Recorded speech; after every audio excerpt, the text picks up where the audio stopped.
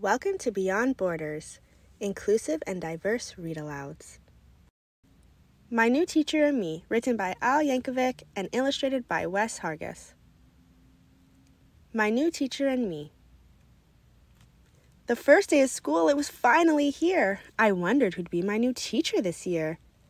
Then at 8:30 sharp, a tall stranger walked in. He stood by the chalkboard and stroked his long chin. He said, "I'm Mr. Booth, and I'm happy to say I'll be teaching you all about fractions today. Now open your textbooks to page number 3. And that's when he stopped and he stared right at me. He said, "You young man, what's that filth on your shirt? You can't come in my classroom all covered with dirt." I said, "Hi, nice to meet you, sir. Billy's the name. See, a funny thing happened before the bus came. I was digging to China out in my backyard, and I almost was there when I hit something hard. Well, I dug and I dug and I dug a bit more and discovered the skull of a real dinosaur.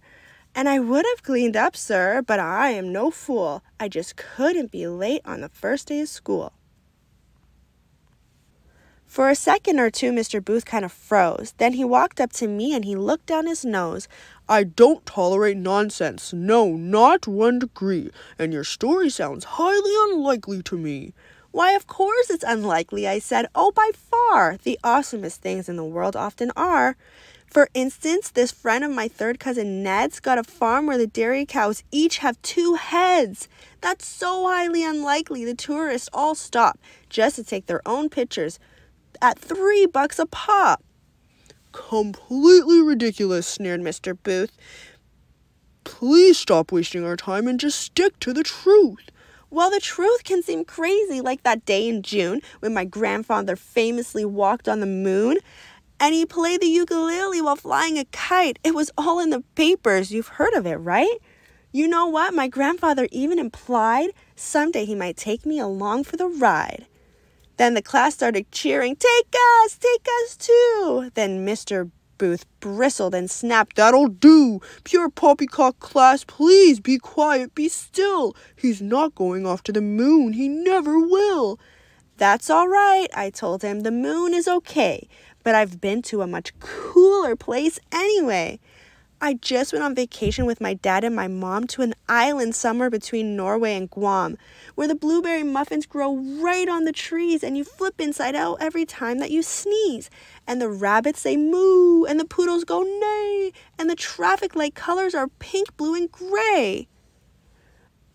Oh, and every third Thursday about 1:30, all the gravity stops. Wow, is that ever fun? There's a squid eating contest, and hey, if you win it, they let you be king for exactly 1 minute. Then everyone does what you tell them to do. Man, I sure hope we get to go back next year, too." Mr. Booth didn't care for the story one bit. He furrowed and burrowed and said, "Okay, that's it. Admit that your stories are simply absurd. I just do not believe them, not one single word."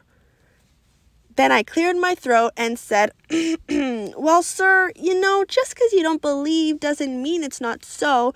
Just because you can't imagine it doesn't mean it simply can't be or won't ever be seen. I bet every great thinker and leader we've got could see all the kinds of things other people could not. So why get upset if someone like me tries to look at the world just a bit differently?" "Enough," Mr. Booth said. "No more of these stunts. You'll march your way straight to the principal's office at once." Something slipped from my book as I walked out the door.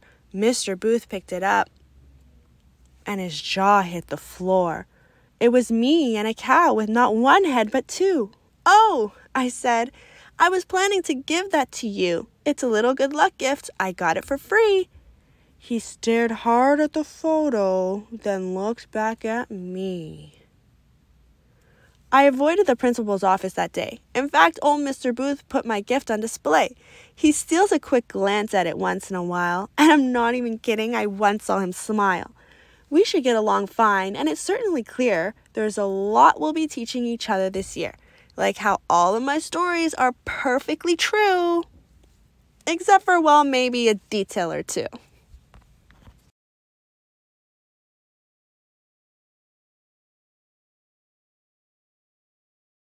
For a follow-up learning activity, check out the description. Thank you for watching. Don't forget to like and subscribe. See you next time.